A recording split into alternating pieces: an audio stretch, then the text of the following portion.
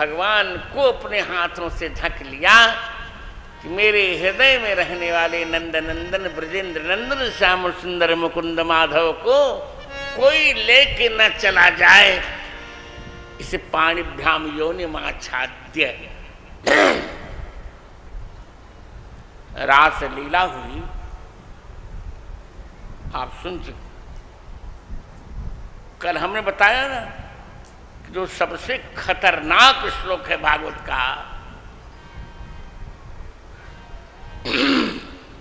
बाहु प्रसार परिरंभ कराल कोरु नीविस्तनालभन नर्मन खाग्रपातैहि श्वेल्यावलोक हसितैर ब्रज सुंदरीणामुत्तम्भेन रतिपतिम रमयांचकार। यहाँ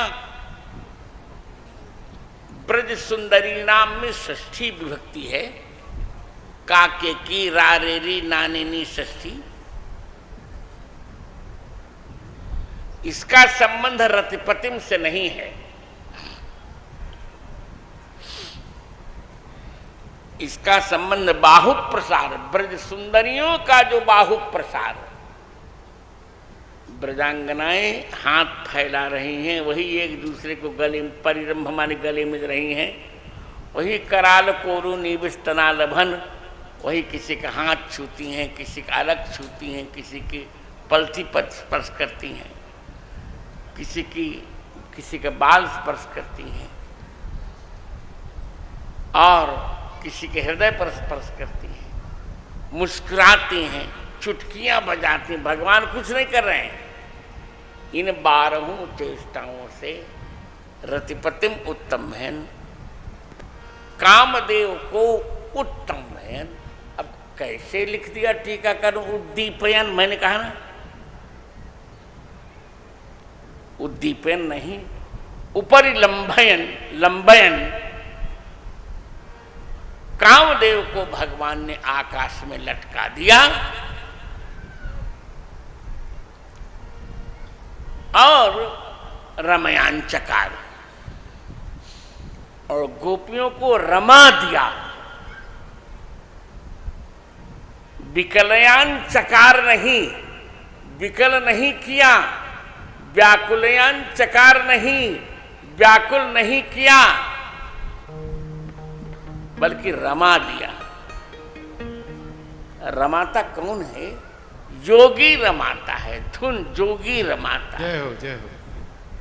तो भगवान ने रमा दिया गोपियों को। रास पंचाध्यायी का प्रकरण पूरा हुआ। श्री भगवान ने मथुरा में कंस का वध किया। अब जरासंध ने 17 बार भगवान पर आक्रमण किया और भगवान ने 17 बार जरासंध को पराजित किया। 18वीं बार जरासंध का आक्रमण, और नारद जी ने काल यवन को भेजा। पहली बार भारत पर यवनों का आक्रमण हुआ, पहली बार। भगवान ने कहा ठीक है, अपनी पूरी प्रजा को भगवान ने तत्र योग प्रभावेण नीत्वा सर्वजनम हरिहि, योग के प्रभाव से मथुरा में सोए हुए सभी नागरिकों को भगवान द्वारका ले गए।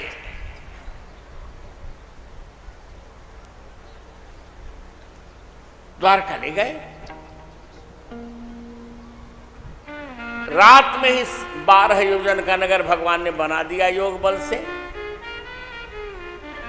और सबके द्वार पर सवेरे खड़े हो गए, जिससे कुछ चिल्लाए ना।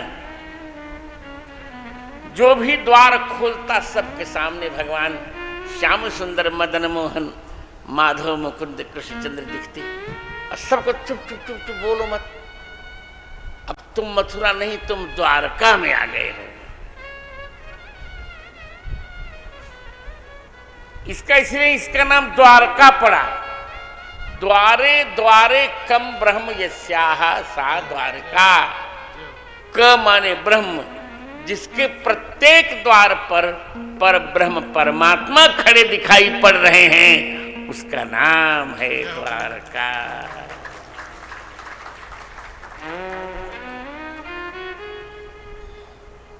और आनंद करे भगवान। कालयवन ने पीछा किया, भगवान आए, मुचकुंद जहां सो रहे थे वहीं ले आए। वहां स्वयं तो छिप गए भगवान और मुचकुंद के ऊपर पीतांबर डाल दिया। कालयवन को लगा कि ये कृष्ण ही है, छाती पर लात मारा तो उनकी नींद खुल गई मुचकुंद की। और देवताओं ने कहा था जो तुमको पहले जगाएगा वो तुम्हारे देखते ही जल जाएगा। फिर देखा उन्होंने, आप जल गया हूं। अब जरासंध ने आक्रमण किया भगवान के ऊपर। भगवान ने यहां भागने की ही नीति अपनाई कभी, इसे उनको रण छोड़ राय बोलते। रण छोड़ राय, रण को छोड़कर जो भाग गया।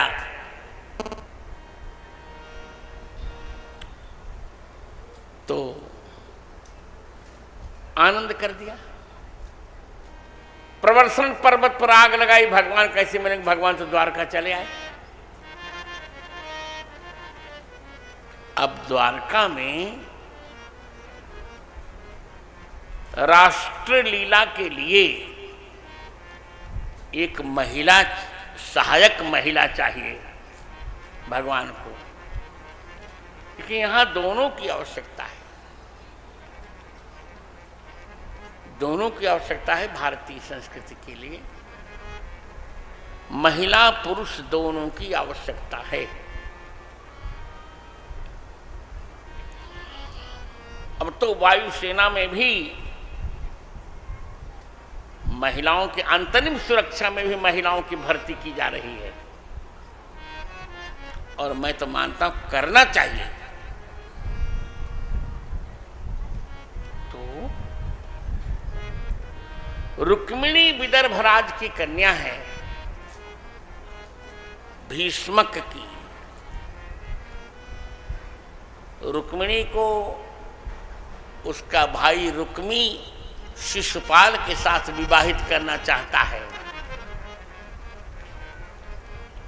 पर रुक्मिणी शिशुपाल को नहीं चाहती, वो तो गोपाल को चाहती है।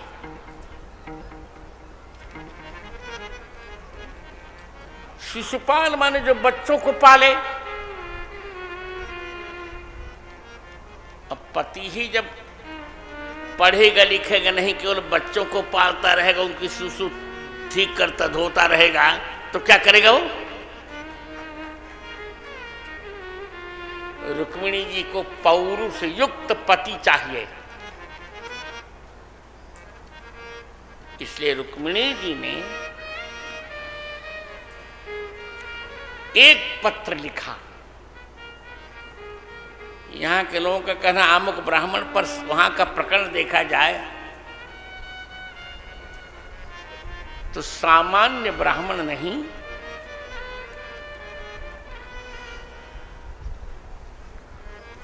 यह भूमिका नारद जी को ही दी रुक्मिणी जी ने। पत्र बहुत प्यारा है। श्रुत्वा गुणान्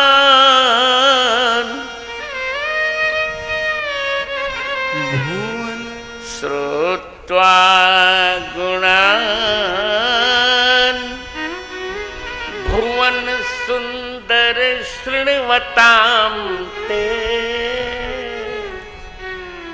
निर्वेश कर्ण विवरैर् हरतो